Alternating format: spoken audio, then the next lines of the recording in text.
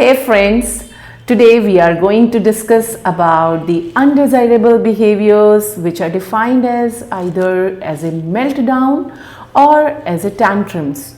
It's very important to understand whether it is a meltdown or whether it is a tantrum, specifically in neurodiversity, and we should recognize them appropriately and thus try to handle if it is a meltdown as a meltdown and if it is a tantrum as a tantrum. So let's discuss about tantrums. Tantrums are the undesirable disruptive behavior which your child shows when he wants to achieve something, when he wants to get the things done in his own way. And once the child gets that goal or gets the things done in his own way, the tantrums, these undesirable behaviors stops. These tantrums are actually intentional. These tantrums sometimes get settled down if no one pays attention. It means that if you ignore such kind of behaviors when your child is doing that, because actually the child is trying to control and manipulate you to get that desirable thing in his own way. In tantrums, usually the child first shows the requesting behavior. The child tries to convince the adult or caretaker to achieve the goal.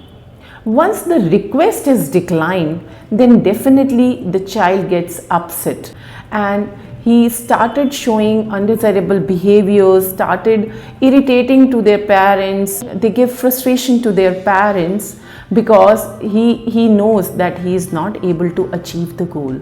And as soon as this goal or that demand is getting achieved, this disruptive behavior, this frustration, this upset mood of your child goes away automatically. Let's discuss about the meltdown. Meltdown is also an undesirable disruptive behavior which the child demonstrates when the sensory system of the child gets triggered by various kind of sensory information and the child gets so overwhelmed that he is not able to regulate himself in that particular situation. This is called as meltdown because this is not intentional.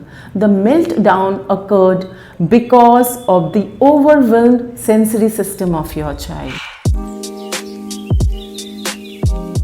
What are the signs of meltdown? How you will recognize that it is a meltdown?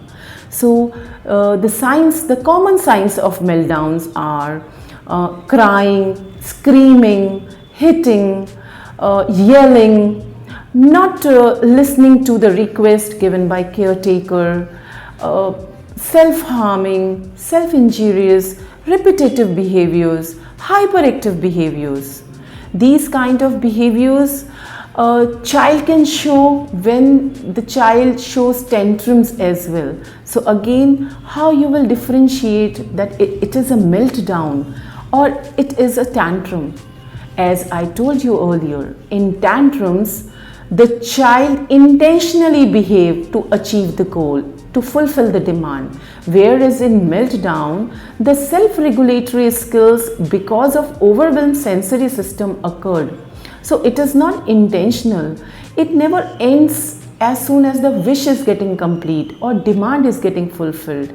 The meltdown has to be handled in a very sensitive manner by the adult or caretaker and the parents.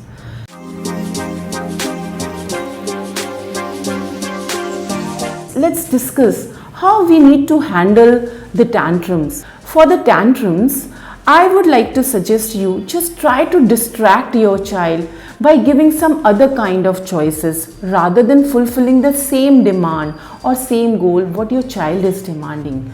Be patient. Try to ignore or neglect the undesirable behavior. Explanation may not work with your child at the time the child is showing the tantrums because the main goal of your child is to show the undesirable behaviors to manipulate the parent or the teacher or the caretaker. So as soon as you start showing to the child that you are neglecting, you are ignoring your child, the tantrums settle down easily or after a period of time.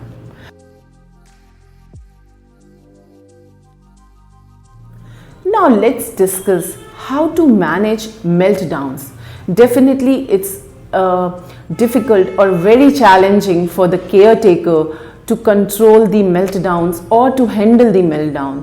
So my first strategy or my first advice to all the parents and caretaker is try to recognize your child is getting overwhelmed by what kind of sensory information. Take the action prior to the meltdown will happen. The goal is to reduce the number of meltdowns and to reduce the overload which is caused by triggered sensory system of your child. So to handle the meltdown, first important thing is be very patient, be very calm in front of your child. Don't talk much. Explanations are not liked by your child. The best way to make your child out of the meltdown is to give respect to your child by using various positive statements.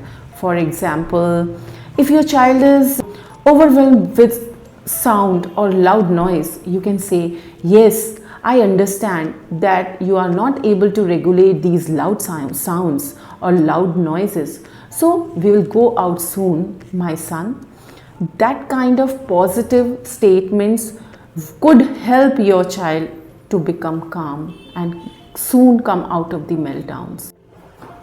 Try to remove the child from the overstimulating situations if you are able to explore that what is that particular overstimulating sensory information due to which your child is getting overwhelmed.